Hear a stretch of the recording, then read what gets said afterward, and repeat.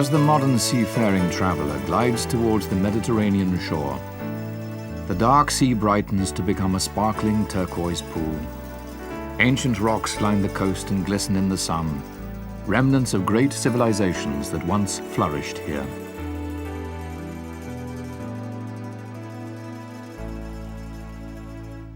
The Mediterranean Sea has been nourishing civilization for thousands of years. It is the world's largest sea. Great gods and goddesses once were said to rule these waters and the lands around them. They also ruled the heavens and the mysterious underground caverns where the dead were said to dwell forever. Homer's contemporary Hesiod, writing in about 700 BCE, described a god named Oceanus, who was said to have been the father of all fresh waters. There are many daughters of Oceanus and his wife Tethys, 3,000 nymphs with shapely ankles, who are scattered everywhere over the earth. Among these children of Oceanus were the Nile, Tigris, and Euphrates rivers. These rivers in turn were the locations of history's earliest civilizations. Long before these civilizations developed some 40,000 years ago, the human species became fully developed and began to practice rites of passage, apparently to serve a basic human need for ritual activity. Their artwork reflected frequent indulgence in ritual.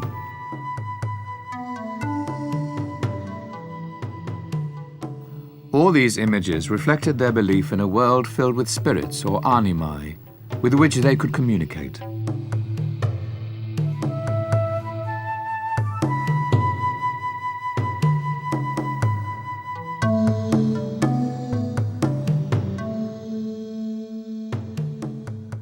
Through worship and sacrifice, these people strived to appease these animistic spirits so that they would ensure fertility, luck, prosperity, and survival.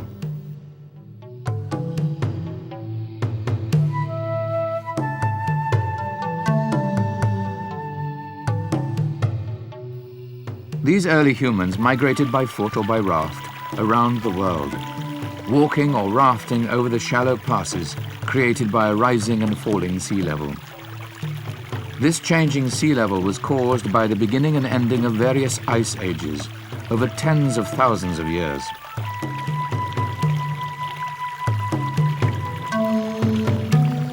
As the first agricultural civilizations emerged, human spirituality also underwent a parallel evolution. The savage animal spirits from the age of hunting and gathering now became domesticated spirits of the farm. Neolithic farmers mostly worshipped the largest and most powerful of domesticated land animals, the bull. The bull became the chief male deity. Neolithic humans also worshipped a fertility goddess.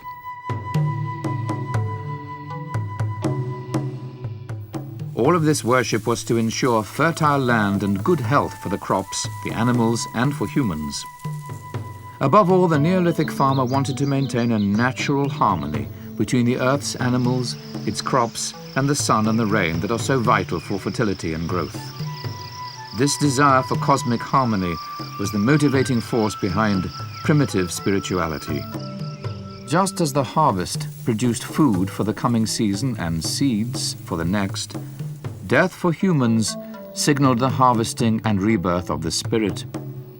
The harmony of nature was comprehensive, and the sun and moon in the heavens were in a sense believed to represent the bulls and cows on their farms.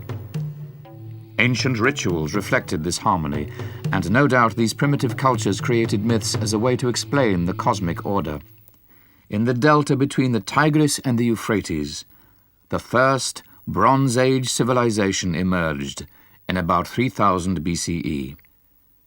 These were the city-states of Sumer, and this Mesopotamian civilization marked the beginning of recorded history. One of the world's first historians was an unknown writer who, by about 2000 BCE, wrote a creation poem describing the birth of his homeland, Sumeria. When on high heaven had yet no name, when below the earth had yet no name, there was only Apsu, the primeval, sweet water, their father, and Tiamat, the salt water who mothered them, their waters commingled as one. This creation myth survived and spread because some 1,000 years earlier, around 3000 BCE, the Sumerians had invented a system of writing called cuneiform. Cuneiform had been first used to maintain inventories, but then the Sumerians used it to record both their dedications to the gods and their myths as well. That's the remarkable thing about Sumer. Their greatest contribution was probably their language. The language of Sumer and the cuneiform writing system of the Sumerians survived the fall of the Sumerian Empire and went on to be used by most, if not all, of the other civilizations and peoples in Mesopotamia as a scholarly language, just the way that Latin survived the fall of the Roman Empire to become the language of scholars throughout the Middle Ages. They recorded vivid portrayals of gods and goddesses who ruled the heavens, controlled human existence, and determined the course of empires. Sumerian culture was a great advance for human civilization. Urban developments such as Ur, Larsa, and Kish emerged. They created a system of law and government to control the sophisticated irrigation systems that were increasing their farm production.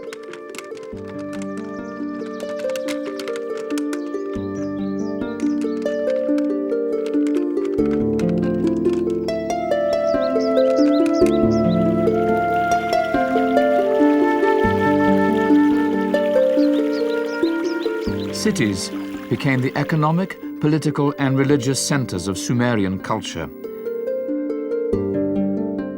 There's little doubt that during the earlier Neolithic period, local chiefs had served as both political and spiritual leaders. Now, in the Bronze Age, the chiefs were powerful priest-kings in charge not only of aggressive armies, but also of complex economies and large populations. These kings often assumed priestly functions in the cities they conquered. They served the gods, and the gods in turn were believed to serve the kings. Sumer was made up really of a collection of city-states, and each one of these city-states was ruled by a specific god or goddess. For example, the patron god of the city of Sippar would have been the god Utu, who was a sun god. The god of the city of Eridu was the god Enki, who was a god of wisdom. He was also the god of the waters. The god of the city Ur was the god Nana, who was associated with the moon. The great city-state of Uruk was ruled by its matron deity Inanna, the great goddess who was called the Queen of Heaven and Earth. At the end of the day, the radiant star, the great light that fills the sky, the Lady of the Evening appears in the heavens. The people in all the lands lift their eyes to her. Holy Inanna, the Lady of the Evening, makes them hurry to their sleeping places. The living creatures and the numerous people of Sumer kneel before her. There is great joy in Sumer. The young man makes love with his beloved. The lady of the evening is radiant on the horizon. In time, the Sumerians yielded power in Mesopotamia to a neighboring people in the west called Semites. From the moment the Semites emerged on the eastern shore of the Mediterranean Basin, their mythology and religion influenced the world. Ultimately, that influence would give rise to Judaism, Christianity, and Islam. A Semitic king named Sargon, along with his grandson Naram-Sin, founded the first Semitic dynasty in about 2300 BCE. The successor to Sargon and Naram-Sin was a Semite ruler called Hammurabi, who lived in the 18th century BCE. Hammurabi governed what would come to be the best known and the most influential Semitic city in the second millennium BCE, Babylon. The magnificent city of Babylon was located on the banks of the Euphrates River. Hammurabi's famed code of law made it a model of civil administration. And it was a very complex law, a law that dealt with many kinds of issues, a lot of commercial issues. It involved what we might describe as the law of retaliation, that is, an eye for an eye and a tooth for a tooth, which sounds a bit harsh when you think about it at first, but if you think about it a little bit more, it's probably less harsh than it sounds.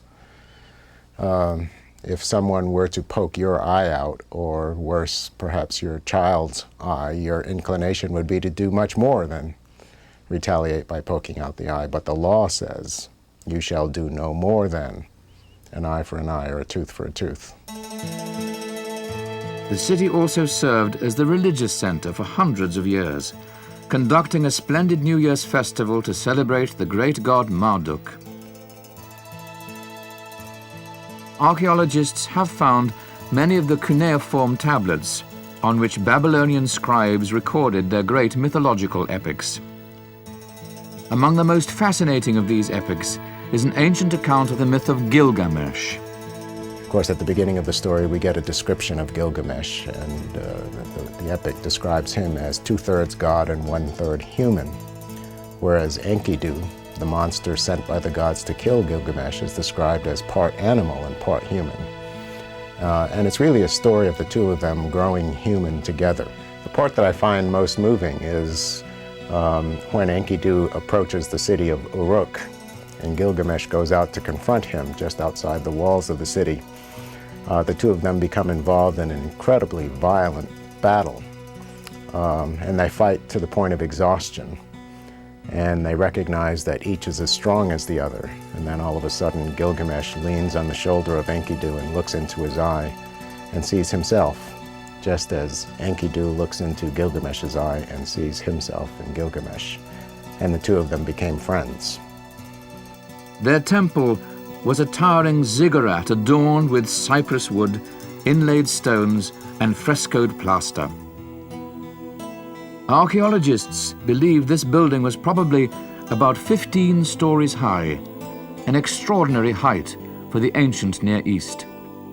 Hebrew scriptures would later refer to this ziggurat as the Tower of Babel. And that particular ziggurat, the Tower of Babel, was probably built in the 6th century BC, so we have a long period of time when that style of architecture persisted. They looked vaguely like the pyramids of ancient Egypt, but their purpose was totally different. The pyramids in ancient Egypt were burial monuments for the kings of Egypt, whereas the ziggurats were high places, literally high places, where people could get closer to the gods for the purpose of communicating with the gods. Precious little remains of Babylon's mud brick foundations. 4,000 years of flooding and erosion have erased most traces of the city.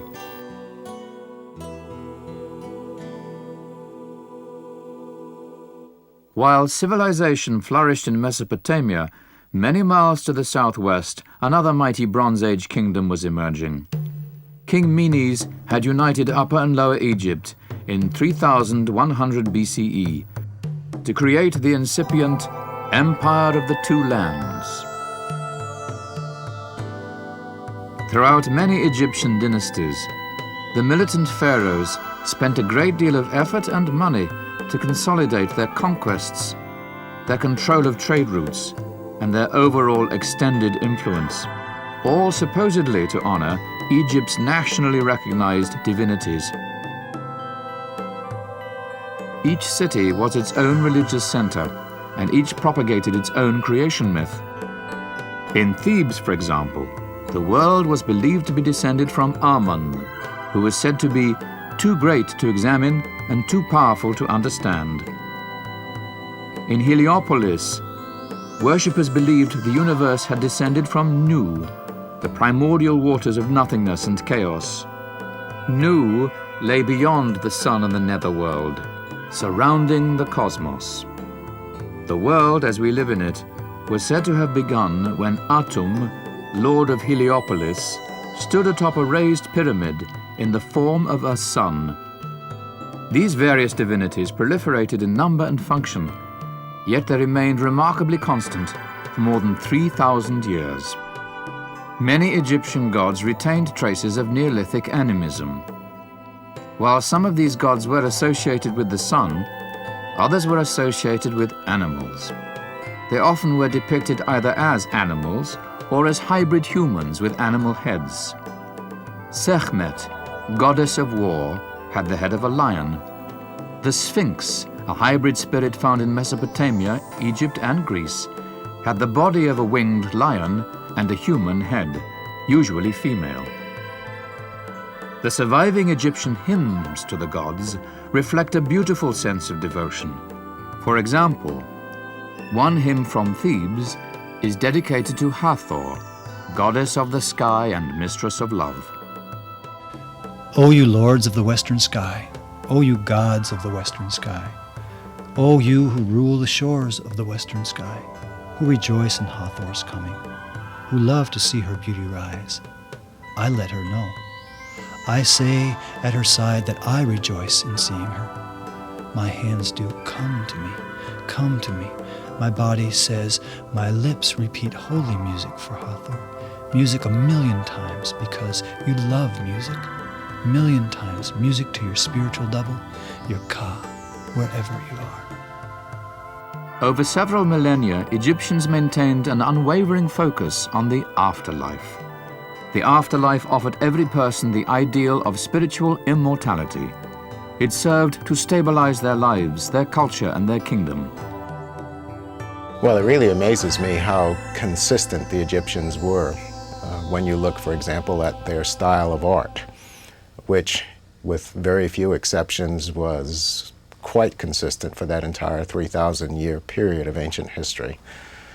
And I think the reason is that the Egyptians placed a very high value on permanence and timelessness. They worked really hard at it.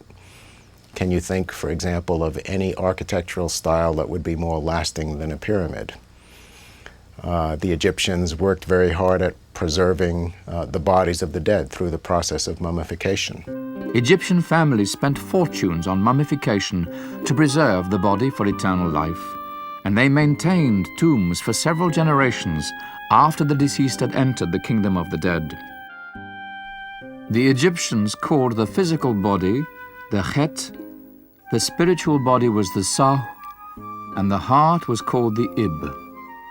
They believed that in burying the body, the Chet, they also buried the Sah and the Ib, that is the spirit and the heart.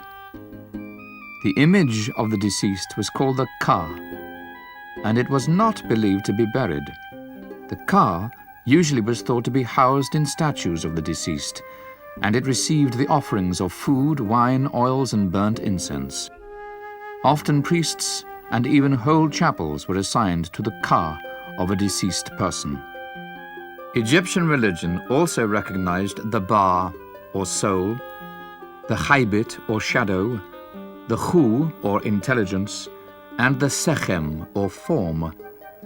Such conceptual richness and depth testifies to the strength of the Egyptian attempt to comprehend the afterlife, which supplanted other religious ideas like belief in a future golden age on Earth or belief in the end of the cosmos. The 13th century BCE was a fateful time for the Egyptians, now persistently attacked by various peoples of the Mediterranean Sea, and the Egyptian Empire entered a period of eclipse for several hundred years. Sometime around 1600 BCE, a second wave of Semitic tribes began to flourish to the west along the eastern coast of the Mediterranean.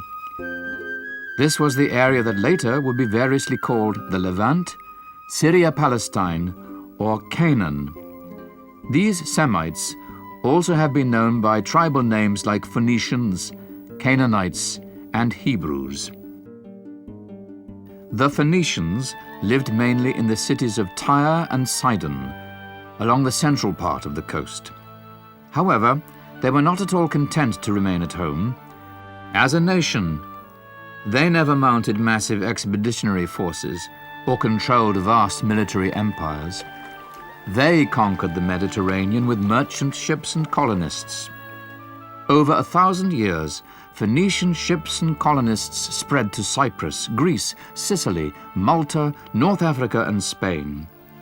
They even expanded beyond the Straits of Gibraltar, known in ancient mythology as the Pillars of Hercules.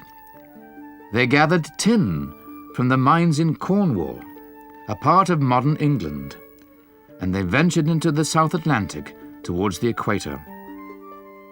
On their frequent voyages around the Mediterranean, the Phoenicians carried two important non-commercial exports: their alphabet and their religion. Their alphabet, the first ever to be invented, emerged in about 1400 BCE. It was a vast improvement over the cumbersome, imprecise cuneiform and hieroglyphic writing systems of Mesopotamia and Egypt. The Phoenician alphabet would later become the basis of the Greek and Roman alphabets, and it inspired the later development of the English alphabet. The main Phoenician god was Baal, or Bel. Well, the term Baal actually refers to a number of fertility gods of the Canaanites and the Phoenicians. The Canaanites were primarily agricultural people, and so they worshipped a variety of agricultural gods and fertility gods. Baal was the god of storms and the god of rain. And as the god of rain, he fertilized the cattle in the fields, for example, by his rain to make the cattle fat. We learn an awful lot about these Baal gods in Phoenician texts from the royal city of Ugarit. And these texts give us an image of Baal, which almost ironically portray him in having some of the same characteristics as the God of the Bible. For example, being the god of the storms, Baal rides on clouds, just like Psalm 104 tells us that the God of the Bible rides on clouds and on the wind. Baal, like the God of the Bible, was a judge and ensured justice. And I think these close parallels suggest that the ancient Israelites, especially during the 8th and 9th centuries, really struggled within themselves for their allegiance to one God or the other God. The Hebrews later migrated to what the Bible calls the land of milk and honey. This is the area known as Canaan, Palestine, and since 1948, Israel. Amid the turmoil of the 13th and 12th centuries BCE, a number of Hittite cuneiform letters mention a group of people from the west named the Ahiawans. The Egyptians called them Ekwesh, and Homer called them Achaeans. History calls them Greeks. The Greeks show up in Greece in about 1600 BC. We distinguish them from their predecessors in Greece because they speak Greek, which their predecessors didn't, and they worship the Greek gods and goddesses, the folks we come to call Zeus and Hera and Athena and the rest. They're in Greece, established themselves about 1600, and then over the course of the next couple of hundred years become very powerful and very wealthy. A lot of that power and wealth is based in their military skills and being able to fight well against invaders and more, actually, often foreign shores as mercenaries, and also their wealth comes from trade. And in that way, they're very much like the Phoenicians, trading especially in the Eastern Mediterranean and in the West, too. We know that these Bronze Age Greeks went as far west as Italy because we have some of their pottery there, just as we have some of their pottery in the eastern part of the world. Archaeologists have found that these Bronze Age Greeks, usually called Mycenaean Greeks, traded and fought throughout the Mediterranean Basin. They flourished between 1600 and 1200 BCE, bringing their riches and plunder back to the citadels at Mycenae, Tiryns, Thebes, Orchomenos, and Pylos. The Mycenaean Greeks sometimes hired themselves out as overseas mercenaries. On one such adventure, they saw the great tombs of Egypt. They witnessed Egypt's mystical rites for preparing the deceased for the afterlife. Impressed by this ritual, the Mycenaean Greeks adapted their own beliefs.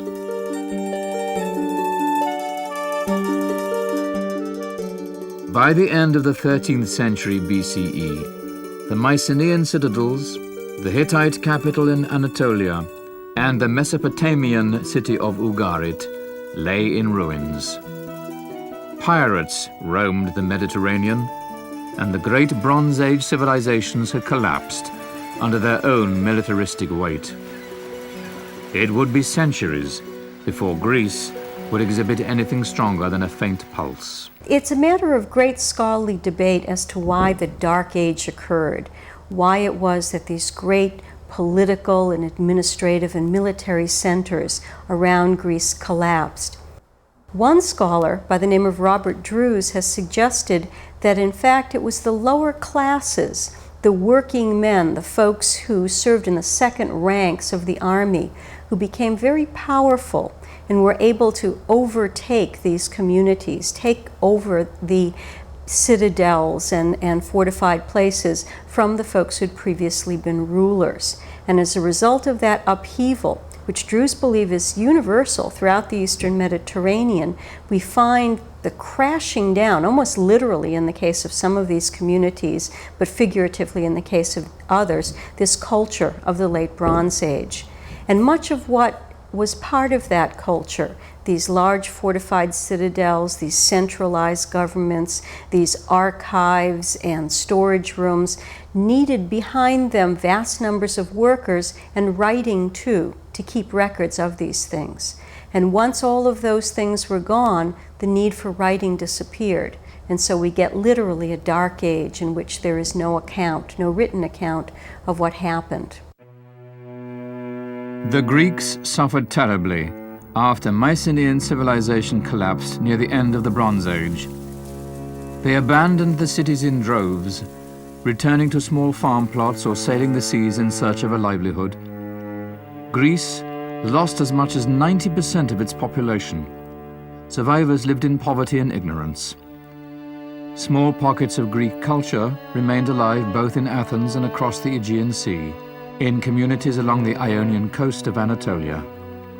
Here the Greeks preserved the memory of the glorious Bronze Age by formulating the epic stories of the Iliad and the Odyssey. By 800 BCE, Greece's population began to grow again. Her sailors began trading with the Phoenicians. They learned the Phoenician alphabet and returned home to spread their newfound knowledge. Greek culture began to flourish, producing an era known as the Geometric Age. That is the 9th and 8th centuries BCE, a time characterized by sculpture and vase painting decorated with geometric lines and curves that represented both abstract and human forms. The Greeks began using the Phoenician alphabet to record poems dedicated to the gods. Eventually, they would write the great heroic epics, including those attributed to Homer.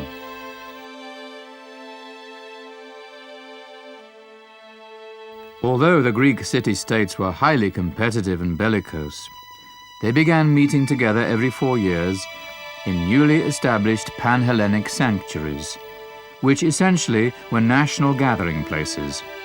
Here the Greeks honored their gods by competing against one another in athletic and poetic contests. They also sang hymns of praise to the gods.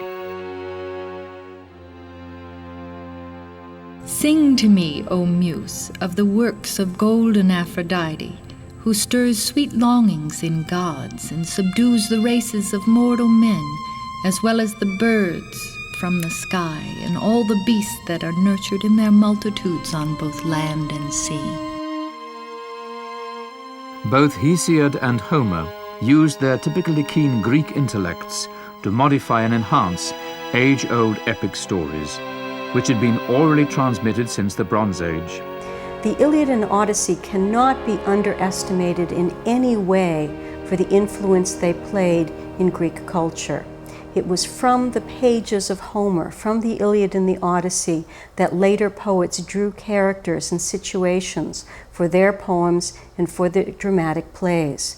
It's from Homer, too, that vase painters and sculptors drew scenes and characters for what they created, so that many of the vases, for instance, painted in Athens in the 6th and 5th centuries BC, draw from Homer the characters of the great heroes, Odysseus and Theseus and Heracles and Achilles, many of whom are celebrated and sung about in Homer's poems.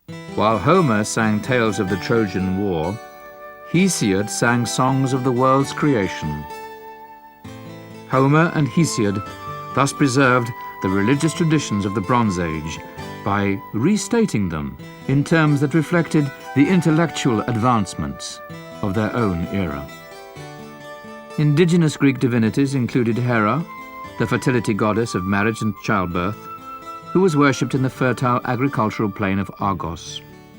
There was Demeter, the goddess of agriculture, who ruled the annual crop cycles of life and death. And Artemis, the goddess most like Mother Nature, was worshipped at Delos and at Ephesus in Anatolia. Among the Greek divinities derived from foreign sources were Apollo from the north, Aphrodite, based on Ishtar from the east, and the storm god Zeus, derived from Indo-European culture in general. A century or so after Homer, the Athenians, in about 600 BCE, would collect these and other divinities into a canonized pantheon of 12 Olympian gods. As Greek culture continued to flourish, the Greek gods increasingly came to be creations of art, rather than inspirations for worship. The Greeks learned from Egyptians how to build huge temples of stone. But these temples weren't congregational halls. They were lavish buildings to house statues of the gods. The Greeks decorated these temples with carefully carved fluted columns, pedimental sculptures over the entrance and the rear, and a beautiful cult statue inside. Inspired by Egyptian architecture and driven by innate artistry, the Greeks sought pure form and line. They found the perfect construction material for their art right at home, in their own native marble. It took a century or two for the Greeks to perfect their techniques with marble. Then the Athenians summoned a great deal of energy, money, and artistic skill to build what was perhaps the most magnificent temple ever built, the Parthenon. On all four of the Parthenon's exterior sides, square relief sculptures glorified Athens and her gods. Inside, the Parthenon was enclosed and dark. Solid marble walls shut off the exterior colonnade, and the interior space was greatly reduced. Here was an enormous statue covered in gold and ivory, an image that towered over visitors. This was Athena Parthenos, the goddess of wisdom, whose name means Athena the Virgin. Pallas Athena, I shall thee sing, the glorious goddess whose eyes gleam, brilliantly inventive, her heart relentless, formidable maiden, guardian of the cities, now and in another song, I will remember you. The Parthenon was dedicated as a temple, though it glorified the human race through human artistry. Homer had portrayed the gods as immediate and accessible beings, walking and talking on the battlefield of Troy. For every important human action, there was a parallel divine action. But these gods no longer satisfied the needs of democratized Athenian life. By and large, Greeks began to look for answers not from the gods, but from philosophy.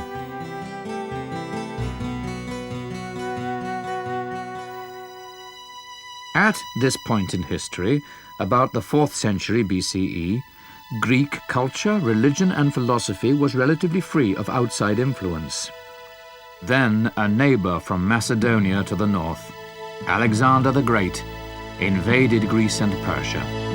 Alexander's father, Philip, was determined to raise his son to be a king. And so he provided the very best tutors that were available, including the famous Aristotle.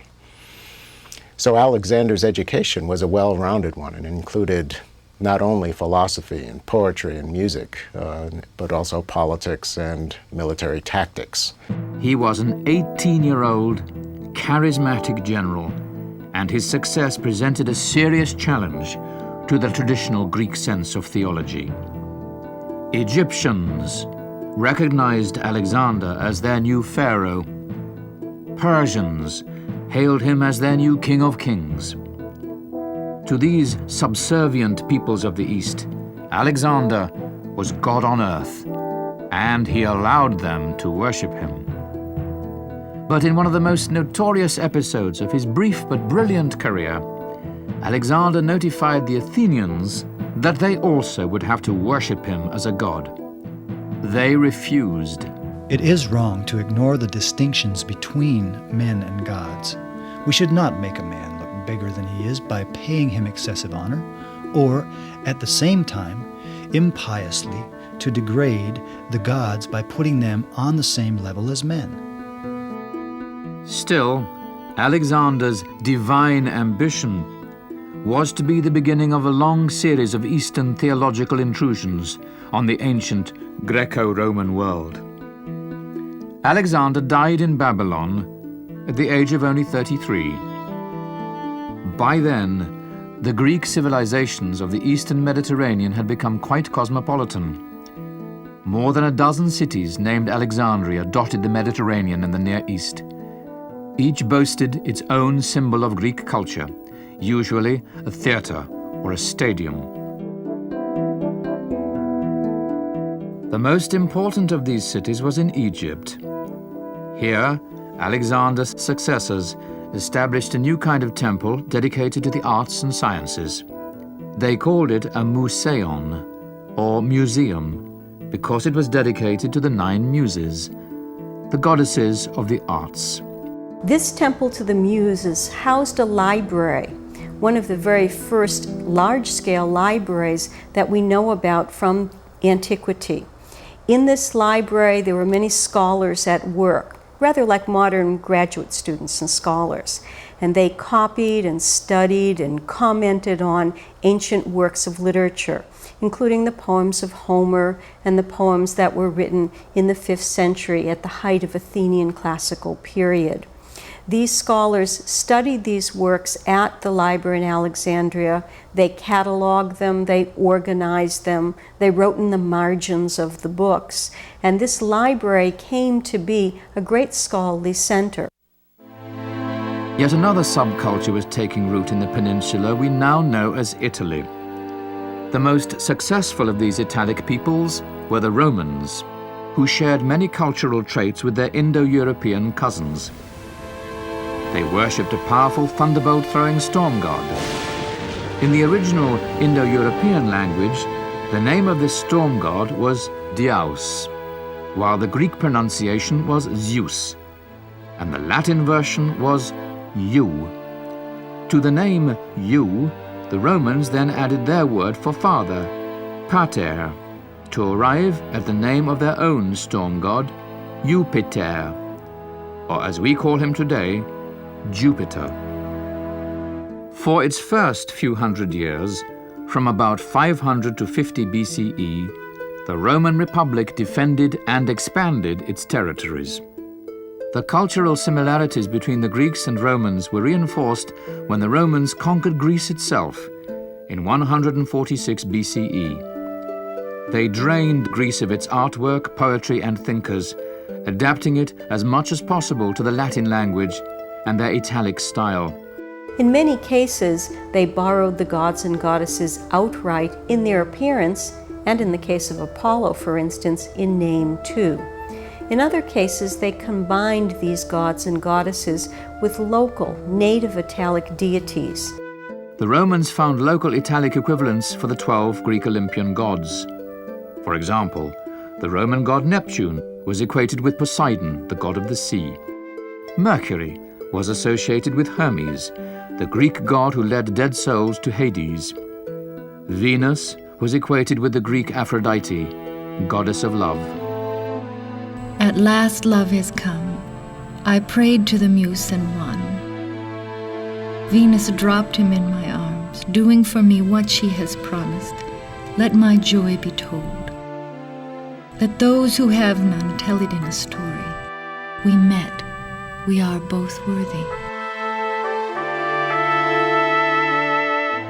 The Roman Empire was a religious melting pot.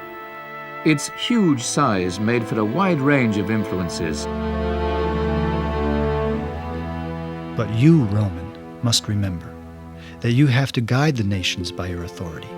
For this is to be your skill, to graft tradition into peace, to show mercy to the conquered, and to wage war until the haughty are brought low.